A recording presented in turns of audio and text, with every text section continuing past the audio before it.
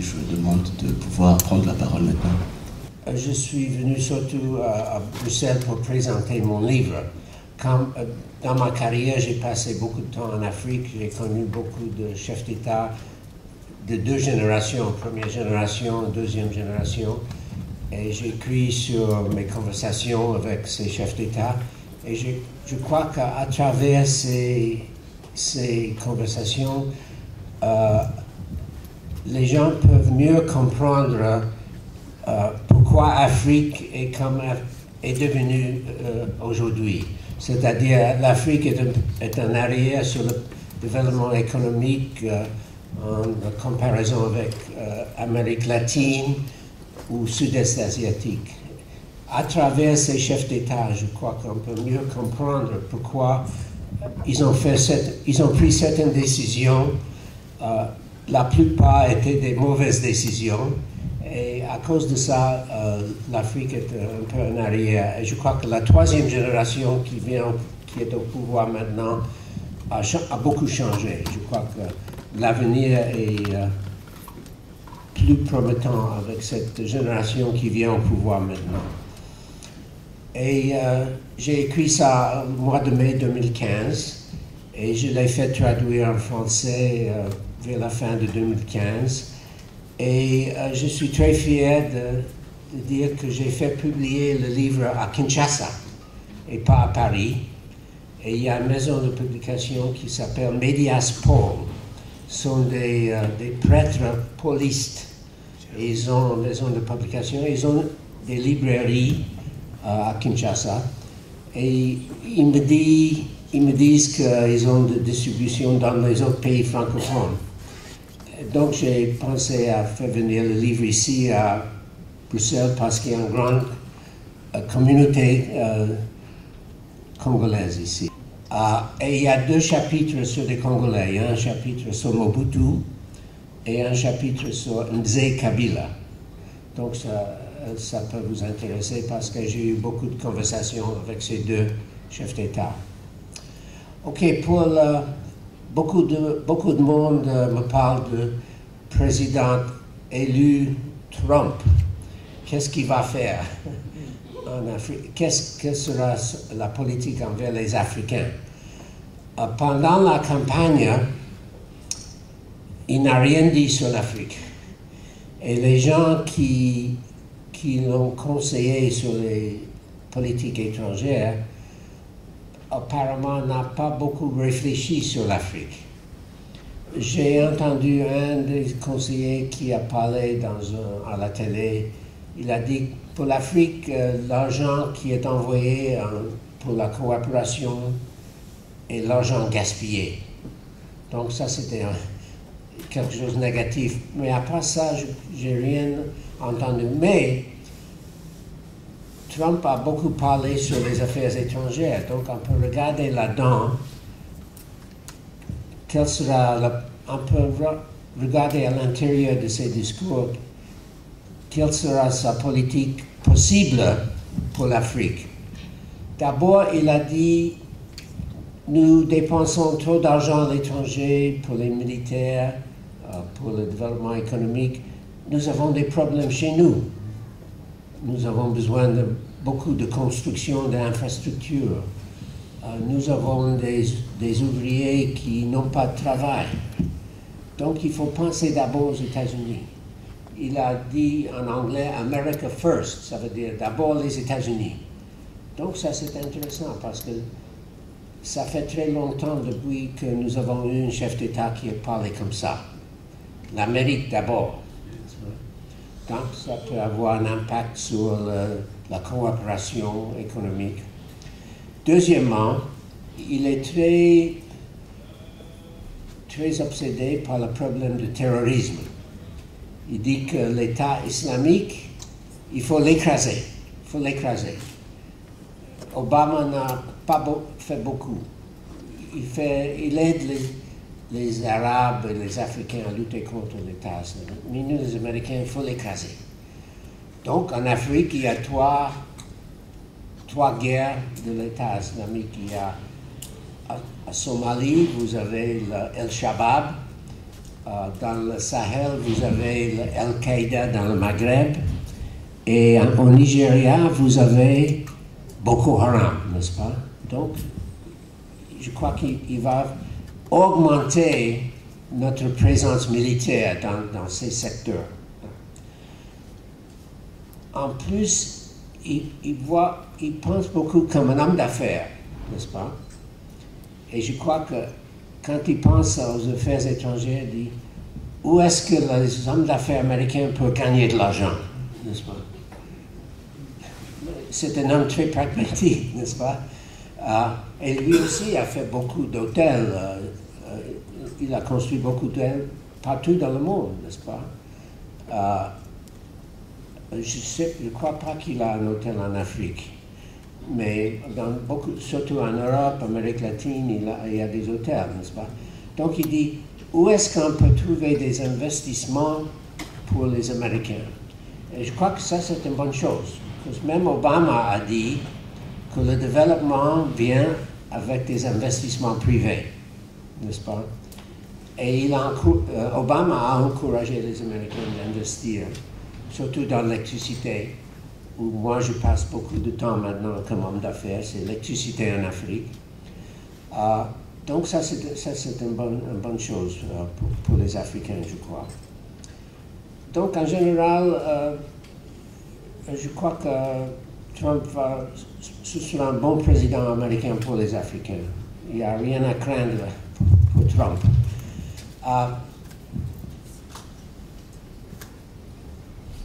Donc, pour le Congo, vous êtes au courant de la politique d'Obama. Obama a dit il faut faire pression sur le président Kabila qu'il suive la Constitution, qu'il applique la Constitution.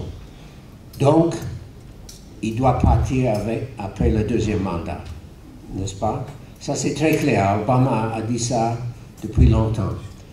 Donc, avec la crise actuelle, Obama soutient l'idée d'un dialogue pour appliquer la Constitution, avoir une élection transparente, et après, le président Kabila doit partir. Et il dit la même chose que les Belges, que la France, que les Nations Unies. Donc, la politique est très claire. Et parce que l'élection a traîné, le président Obama a appliqué des sanctions contre certaines personnalités congolaises pour montrer qu'il est sérieux. Il est sérieux. Il veut que ça marche, qu'il y a des élections en 2017 au plus tard, n'est-ce pas? Est-ce que le président Trump va suivre la même politique?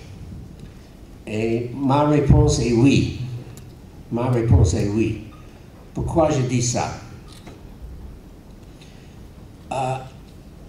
Pour deux raisons. Dans le Congrès américain, il y a des républicains, des députés et des sénateurs qui sont très mêlés dans cette affaire du Congo, et eux, ils poussent le président des États-Unis à faire pression sur Kabila, et sont des républicains. Par exemple, le député qui préside la très puissante commission sur les affaires étrangères, M. Royce, qui est de Californie, c'est lui qui a poussé toutes ces résolutions demandant au président des États-Unis d'être très sévère avec Kabila et qui doit augmenter les sanctions. Et si M. Royce dit au président Trump il faut continuer la même politique, M. Trump ne va pas dire non, parce qu'il doit satisfaire M. Royce. Il a besoin de M. Royce pour beaucoup d'autres sujets, n'est-ce pas? Donc, c'est deuxième raison. Vous avez ici l'Église catholique, qui est très importante, n'est-ce pas? Et c'est le Senko qui essaie d'organiser un dialogue et d'avoir un résultat démocratique. constitutionnelle. Un grand soutien aux États-Unis sont des chrétiens, sont des gens qu'on appelle les évangiles, mais ils sont des chrétiens. Si l'Église catholique au Congo est déçue ou repoussée par le président et qui n'applique pas la Constitution, les évangiles aux États-Unis sont déçus aussi. Si les chrétiens ici sont déçus, nos chrétiens, surtout les évangiles, vont ajouter la pression sur le président Trump. Donc c'est pourquoi, je ne sais pas ce qu'il y a dans la tête du président Trump, ou il n'a même pas nommé un ministre des Affaires étrangères, mais je crois qu'à cause de ces deux raisons, la politique d'Obama sera continuée par le président Trump. Ok, la troisième chose que je veux discuter, quelle est mon analyse sur la situation actuelle? Je vois que le dialogue continue, que les gens du Rassemblement et du G7 continuent à discuter avec le Senko, l'Église catholique, et qu'ils vont bientôt terminer leur proposition qui sera envoyée au président Kabila. Donc je crois qu'il y a toujours un espoir. Aussi, je constate que pendant la réunion au sommet de Luanda récemment, les présidents Dos Santos et Sassou Nguesso ont encouragé le président Kabila de suivre la Constitution et d'organiser une sortie après l'élection. Donc il y a cette pression qui est assez importante. Donc je garde un espoir que ça va aboutir. Sur le plan négatif, je vois que le président Kabila était assez négatif quand il a vu le Conseil de sécurité est venu ici récemment, et son discours était assez amer, son discours était assez arrogant. Il dit que pourquoi vous êtes ici, j'espère que vous n'allez jamais revenir ici.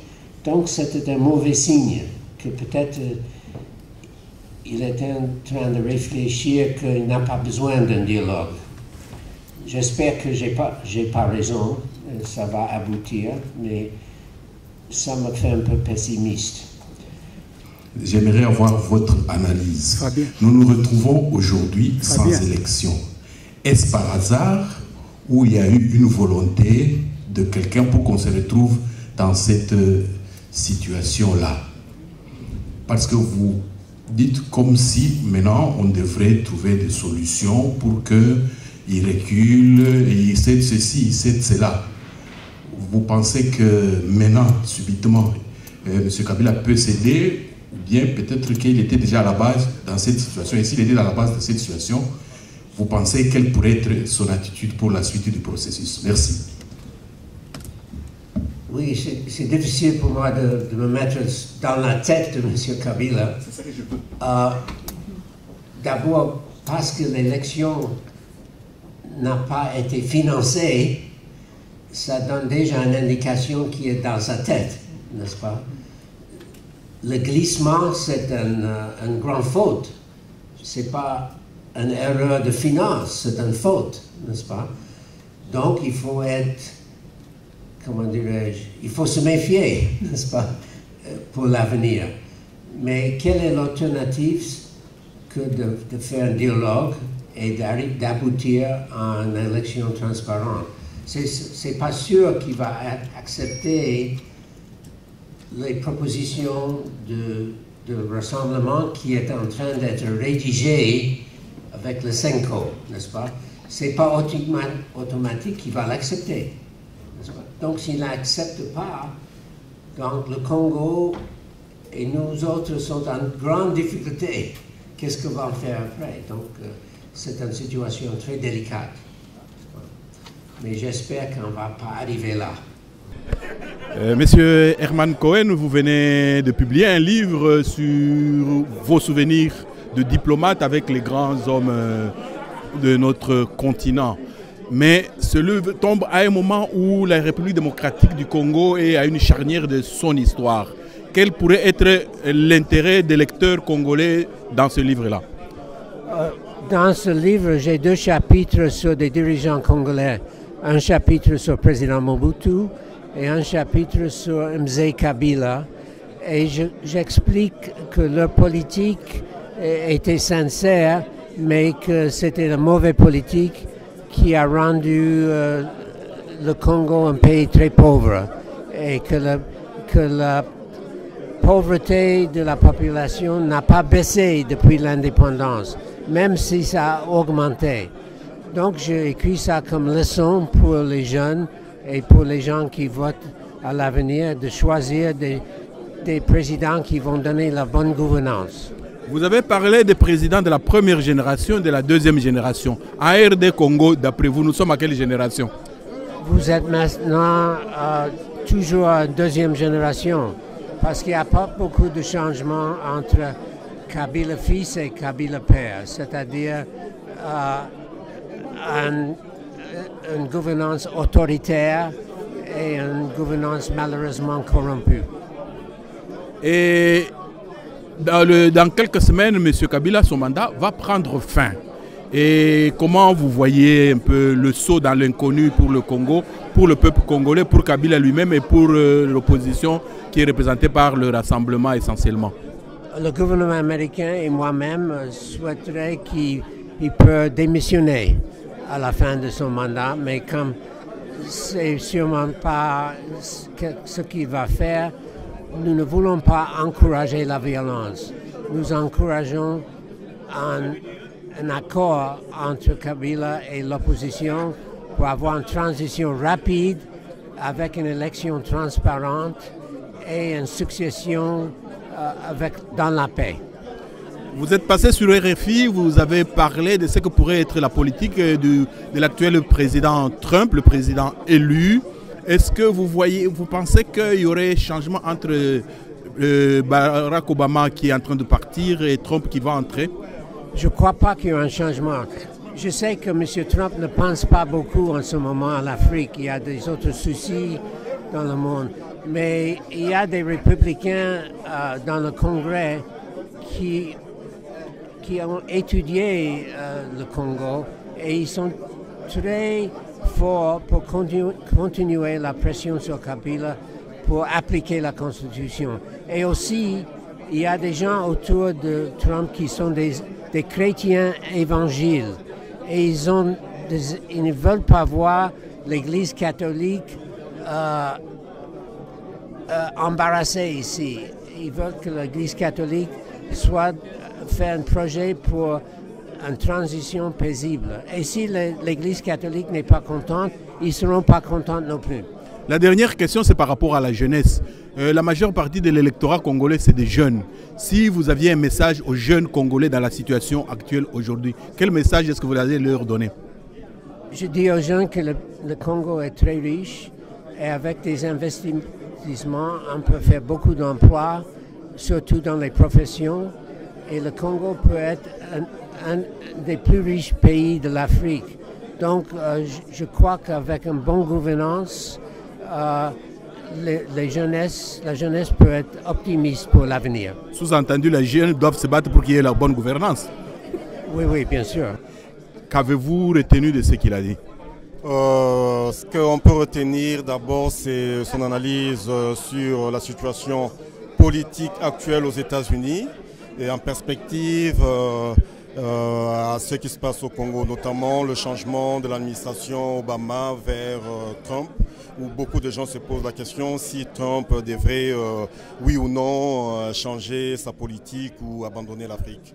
Ici, nous avons eu quelques éléments d'éclairage où l'ambassadeur Cohen a expliqué qu'en principe, Trump ne devrait pas fondamentalement changer la politique américaine vis-à-vis de l'Afrique, surtout vis-à-vis de la République démocratique du Congo, pour la simple raison qu'actuellement, au niveau du Congrès et au niveau du Sénat, il y a des républicains qui sont vraiment à l'avant-scène, qui sont au front par rapport à la question congolaise. Ce qui fait que pour lui, étant donné que Trump devrait composer aussi avec la structure du parti, donc on devrait connaître une sorte de continuité par rapport à ce que Obama est en train d'entreprendre aujourd'hui.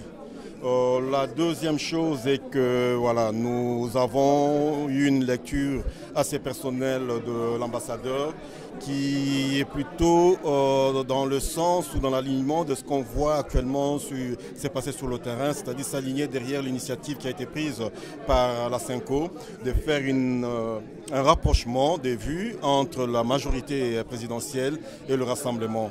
Et je pense avoir compris que c'est une mission plus ou moins de la dernière chance et que cette mission devrait permettre à ce qu'il y ait une solution non violente qui permettrait à ce que les institutions soient réellement co-gérées entre la majorité autour de Kabila et l'autre parti de l'opposition qui n'a pas été au dialogue qui s'est conclu le mois passé. Et ici, on a l'impression qu'on avalise en quelque sorte le glissement et que les gens veulent, je ne dirais pas imposer, mais mettre le Congolais devant un fait accompli et essayer de trouver une solution pour voilà, faire accepter ce qui pourrait aussi être inacceptable du point de vue de la population qui est depuis un certain temps très au fait par rapport au respect de la Constitution. Pascal Bofo, vous avez suivi la conférence de l'ambassadeur ON et qu'en avez-vous retenu? Pour moi, je crois que nous avons été hors sujet. Le but de cette conférence, c'était qu'il nous explique ses mémoires, son expérience africaine, à partir de laquelle nous aurons pu tirer des voies de solutions pour nous-mêmes, Congolais, organiser notre système, arriver à trouver soit une transition, soit une guerre. C'est à nous à choisir. Mais là, nous sommes venus poser à M. Cohen des questions pour savoir comment nous allons faire. Est-ce que l'Amérique ne peut pas faire quelque chose pour nous? Une révolution ne passe pas par des pays industrialisés. Une révolution passe par la population. Donc nous devons essayer de nous prendre en charge pour dire que maintenant, c'est à nous à résoudre le problème congolais. Et dans sa communication, vous n'avez pas senti quelque part qu'il donnait un certain pouvoir à la population? Oui, il a donné un certain pouvoir à la population, mais c'est à la population de prendre ce pouvoir. Il ne doit pas attendre qu'on le lui donne. Le pouvoir ne se donne pas, le pouvoir s'arrache. Il est au bout du canot, il faut le chercher. Soit on saute avec, soit on le prend. J'ai retenu que la réponse à une question qui a été posée, que l'Amérique, les États-Unis aujourd'hui ne sont plus engagés comme à l'époque, sur la réponse qu'il a donnée pour Bill Richardson, qui était venu dire à Mobutu qu'il devait partir, lui a fait comprendre qu'il devait partir, que cette fois-ci les États-Unis avaient leurs yeux ailleurs et qu'il fallait que le Congolais se prenne en charge. Et vous avez eu l'impression qu'il demandait clairement à la population d'être consciente de son pouvoir? Je pense qu'en tant que diplomate, il ne peut pas se permettre de dire au peuple qu'il faut qu'il se prenne en charge. Mais je pense que si on lit dans ces dires, le message est subliminal. En tout cas, il faut que les Congolais, il faut aussi que nous-mêmes, Congolais, qu'on cesse un peu d'attendre que ce soit les autres qui viennent, entre guillemets, nous libérer, même si je n'aime pas trop ce terme-là, mais que les autres viennent nous aider. Nous-mêmes, on a les possibilités de le faire. On peut penser à plusieurs scénarios, mais bon, voilà. On a posé à M. Cohen beaucoup de questions sur son analyse de la situation, etc. Vous pensez que c'est pertinent ce qu'il donne comme analyse? Super pertinent. Plus même qu'est-ce que j'attendais. Je pensais qu'il allait être avoir un peu plus de retenue, mais non, je trouve que c'était assez pertinent. Mais à une des questions, et j'ai entendu une des réponses, et moi je pense que pour le 19, cette histoire de comment dire, transition, au nom de quel principe est-ce qu'il faut qu'on donne encore comment dire, la chance au président actuel de continuer après le 19 alors qu'il a tout fait, il a tout bloqué pour qu'il n'y ait pas les élections. Pour moi, une des alternatives serait que le 19, qu'on trouve tous les moyens pour le protéger en tant que sénateur pas commencer à faire la chasse aux sorcières, qu'il soit protégé en tant que sénateur, que ce que la Constitution dit, le président du Parlement, du Sénat peut prendre les choses en main pendant une période transitoire avec le gouvernement de celui qui vient d'être nommé Premier ministre maintenant pour les élections, disons dans 6 mois. En tout cas, l'histoire de 2018, ça ne va pas. Quand j'ai entendu Vital Kamerhe parler de 2018, j'étais très énervé. Ok, vous lui envoyez un message alors à M. Vital Kamerhe par rapport à ce message-là. Je faisais partie de ceux qui croyaient vraiment qu'il était dans l'opposition. J'y ai cru jusqu'à la fin. Et je ne sais pas ce qui s'est passé dans sa tête de s'aligner sur la majorité présidentielle. Moi, j'ai honte de lui aujourd'hui. C'est quelqu'un, non, j'ai honte de lui.